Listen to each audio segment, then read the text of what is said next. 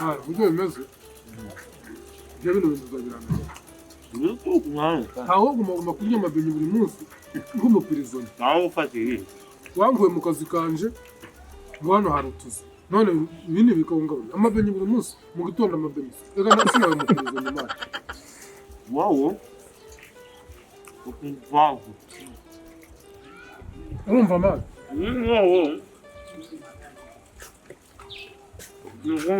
yareka ibintu byo kubimaguza vuga neza umuntu ugamagara ukanzura Kampala ngo hano hari amagiri yahe amagiri ngaruzi ayahe ariko basasa ukuntu ibintu biba bimeze hari ukuntu nyine umugaza areba ukuntu bakora nyine kwaje ntabwo yitirigaza ryamara iboneka rya buri munsi uvange zano hari n'iryikira ko turabona ry'amasaha uretse iry'umunsi nabonye rero irindi diri rero bwarimo nta makosa Yihindura nabonye hano hepfo urabona kuri rero pangu hari umugore tubana umuturage amaze iminsi agwana ndabizi wisiga na teology cyangwa uri mu Buganda uranayicikiza kwanza tu ntabwo bura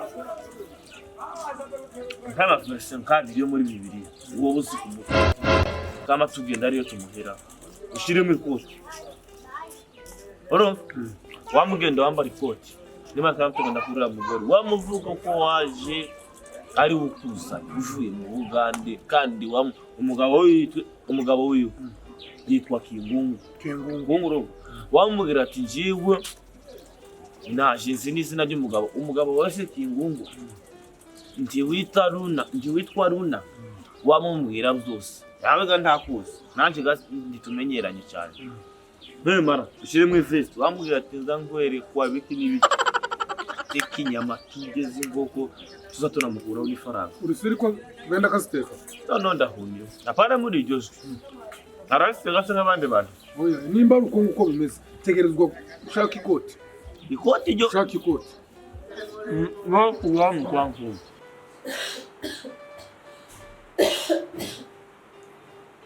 saka ni corona ondia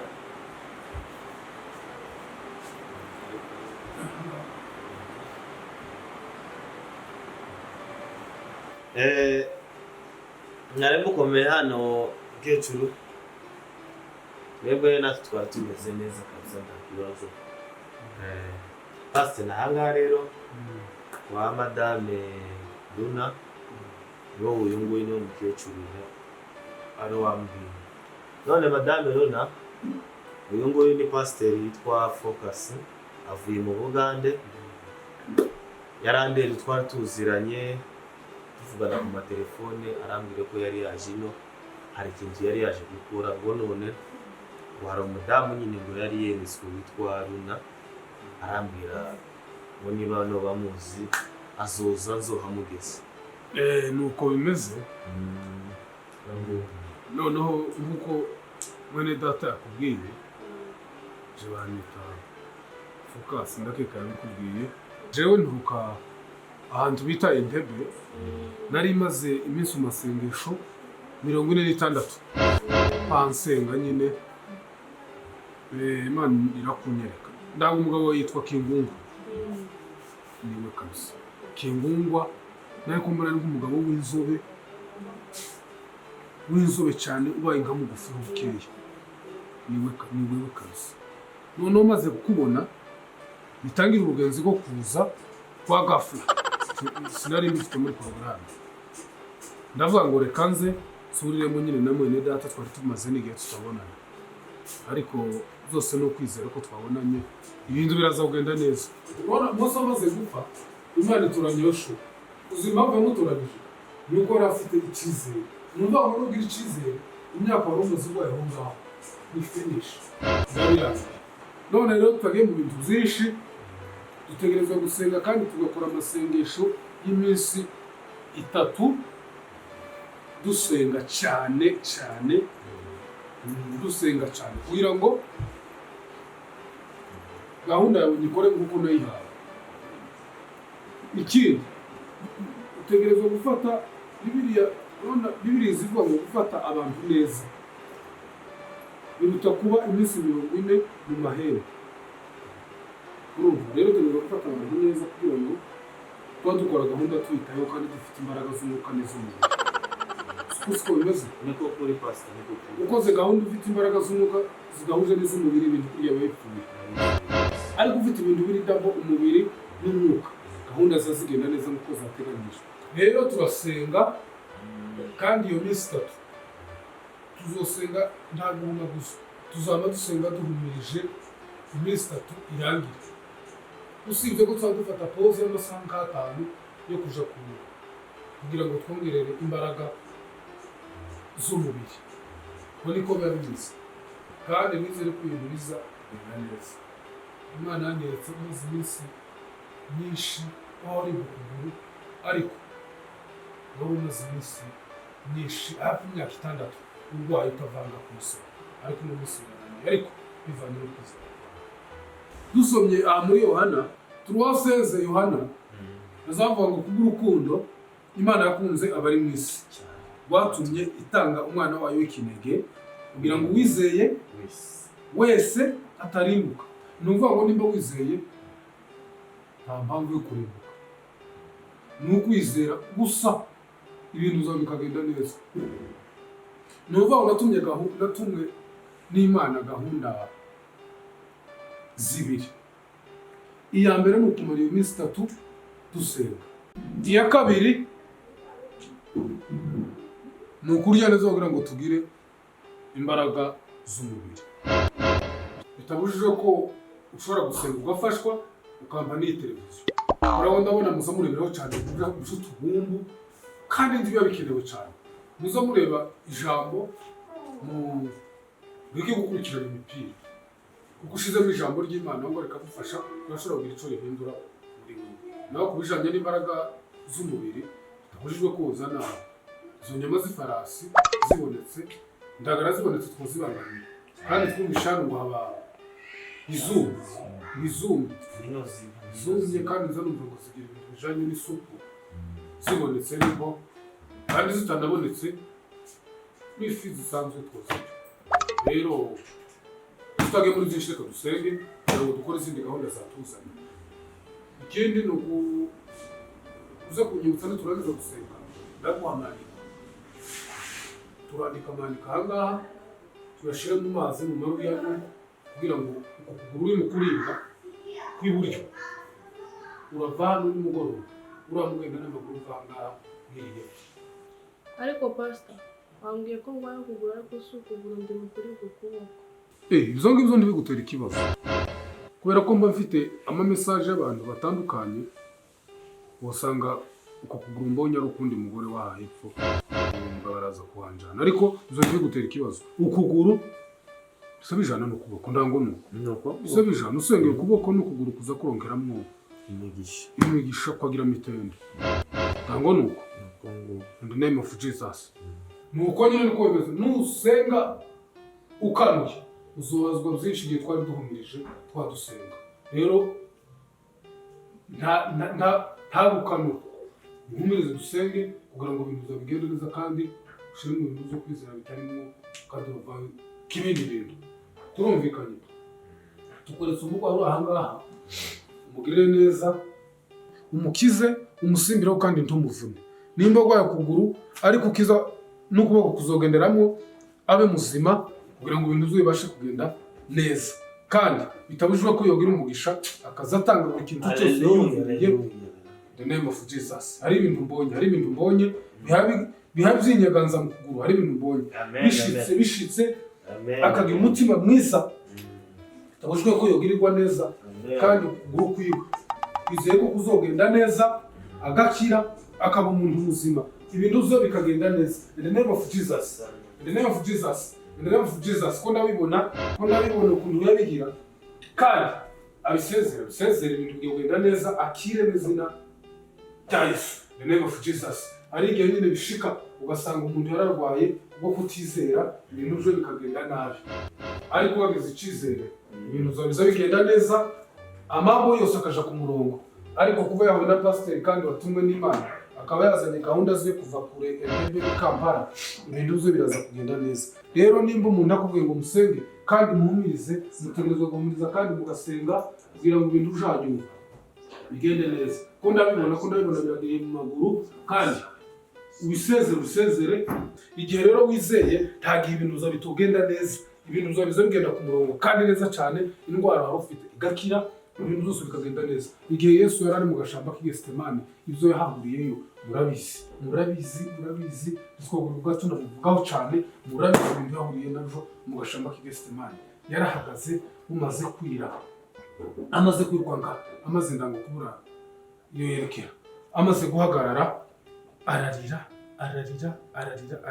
Ndango ico gihe bari kumwe na Mose aramubaza ati se bigenze gute, korarizwa n'iki? Yesu arahagarara aramwitegereza kandi arasa n'umuntu wari ufite ikiniga. Arangije hari mu gashamba k'i Getsemane, noneho Mose amaze kumubaza Yesu aramwishura, ariko yamwishura afite ikiniga, ararira. Aramubaza ati se byagenze gute? Ngo ntanzitira mu bubazanye, ico gihe ndamusegetera bari bafite kandi hari ibiduje mu bujishe. Arangije kurira arambura ngo twerekere. Bamaze kwerekera baragenda, nuko urugenzi rwagenze rw'agashamba k'i Getsemane. Numva ngo nimba ugize ibintu bijanye no kwizera, ibintu by'indwara biba biri kure yawe, biba bigenze neza. Numva rero nimba ufite ibintu byo kwizera, indwara yawe irarangiye. Ni ukuvuga ngo Jesus irarangiye indwara yiwe. Ni ukuvuga ngo isigaye no kwizera kandi akazagerageza gukora utuntu tujanye n'imyitozo kugira ngo arebe ko amaguru yiwe yogoroka. Nimba yavuze ngo agwaye ukuboko kurajana n'ukuguru, nimba ugize gutya ubushiganyije n'ukuguru n'ukuboko byose ni urugingo rumwe. Ukize ukuboko n'ukuguru kugomba gushikira, uvuga ngo se Ramonde. Ni ukuvuga ngo rero ibyo bintu bishaho birarangiye. Ni ukuvuga ngo amombi twahagarishije ahangaha, tuzosubira munsi w'ejo. Ni ukuvuga ngo tugiye mu buryo bwo gushaka imbaraga z'umubiri, iz'umwuka izo zirasa n'izirangiye kandi nizere ko aronse mitende. Kandi ahangaha hari igihe kuba bahashize icupa rya fanta, urizane hari ibintu barishizemo icupa rya fanta, urirebe hari akantu karimo, niko bamuzikiyemo. Kazane gira tugakorere gahunda, ugakuremo ugashira ahangaha. Ako niko kantu bamuzikiyemo, nakandi ko bamuzikiyemo kari gatumye amara imyaka 6 n'amezi 8 n'amasaha 5 n'amatiyerse 9. Akandi ko kantu kari gatumye amazi yo minsi yose ajyamye ahangaha. Ni ukuvuga ngo akakandi arakama, turagashira ahangaha, twandika amandiko tuyashire mu mazi, namara yamwe. Ni ukuvuga ngo nayamwe ejo mu gatondo azotangira aje mu kazi kwe uko bisanzwe, kandi atibagiye gutanga ituro y'iki kintu by'ibi bintu kugira bigenze neza. Ni ukuvuga ngo no gushakisha ikaratasi tukandika ayo mandiko kugira ngo tuyashire mu mazi yamwe, kugira ngo porogaramu nazanye zibe zirarangiye. None se bimeze gute? Bizere ko ibintu byagenze neza ubu nyine akazi kuragakora uko bisanzwe, ariko ntacahindutse. Kujya wambwiye narabikoze ariko ntacahindutse. Ububabare buracari bwabo. Ibyo ntibigutera ikibazo. Kuri iyo umuntu agiye gukira azaremba, kuri iyo umuntu agiye gukira urazorebe no ku bitaro baguhaye ibinini, uzumwe bikabanza bikakurusha imbaraga, ukagira fatigue menshi, ariko nyuma y'iminsi ingahe uzoba wakize. Reka turindire turebe nimba ari kuzorora. Aya masengesho niyo yanyuma, ibintu zagenze neza gusa. Icyo gusaba gusa no kugira kwizera gusa. Ni wizera ibintu bizogenda neza. Nimba ugiye uribwa uko niryo ryanyuma kabisa. Usazari byiza ngiyo usangaho n'umugabo wawe, tugasenga dufatikanyije kugira ngo ibintu bize kugenda neza. Byari kuba byiza iyo umugabo wawe aje kuba ari hano tugasenga amasengesho ya nyuma. Arahari hano mucumu. Arahari. Zoba byiza umubwiye akaza tugasenga amasengesho ya nyuma yo kugira ngo gahunda irangire yanzanye hano. Reka mpamagare.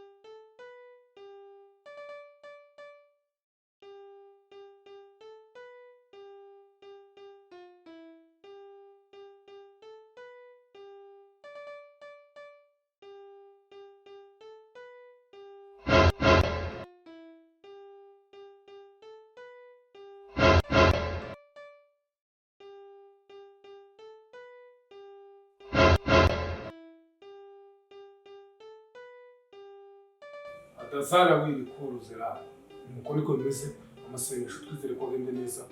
Amen. Nizere ko amasengesho agenze neza kandi amasaha aragiye. Gahunda nyinshi nari mfite, hari undi mu mama hano hepfo nari ngiye gusengera ariko nizere ko byanyu birangiye kandi ugire kwizera.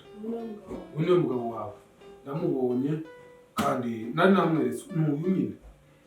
Ngiye nari ku musozi ndamweretswe uku nyine niko nari kumubona. Rero abirenze reka mbasigeho gatoya, hari undi mama ngiye gusengera hano hepfo. Bibaye byiza ko nkubonye kandi nawe ukaba warakiriye agakiza. Muzamuga umusenge nibyo byiza. Muzamuga umusenge cyane biba bikenewe cyane. Hari umuntu ngiye gusengera aha hepfo, wenda niragwenda nzogera hano mbasezere. Ibintu ndango byagenze neza. Niko bimeze kabisa. Pastor. Kozega. No gusubiza ari za Bibiliya, hariho kwandika Paulo yandikiye Abefeso Nisugira hino kubaza. Bari Mubaze kanaga. cyangwa Abikorinto.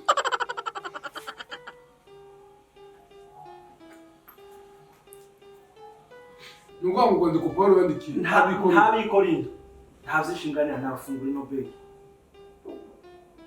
Inyango wumvise fungura Nobel. Janye gufungurira. Kwifungura no kwizera. Cyanye gufunguriye wemere. Pastor ibi bintu babikuye. Ibi ngibi. Hari igihe bishika ngacuruza occasion de robe. Ceceka. Occasion de robe. Cyane wabimuhaye. None ibintu uzo kwibana. Oya ndabunza kwiba. Uri gipasiteri cicivye. Ntabwo nzani. Ubu nta solo ufite none bino bintu babikuye. Kibi ngibi mbizi mu wanje nta handi bisa. Nta bindi bisa nibi. Ngari igihe cy'imbaruka ibintu bizabisa. Nasuri. Mubwizi bwanyu umunsi ndakumenya. Mukavugana na Paulo yandikiye Abikorinto. Yabandikiye kwiba. Ntabwo bazakora mu nama. Numvi Wakiriye agakiza. Ndakumenya uyu munsi bagoye.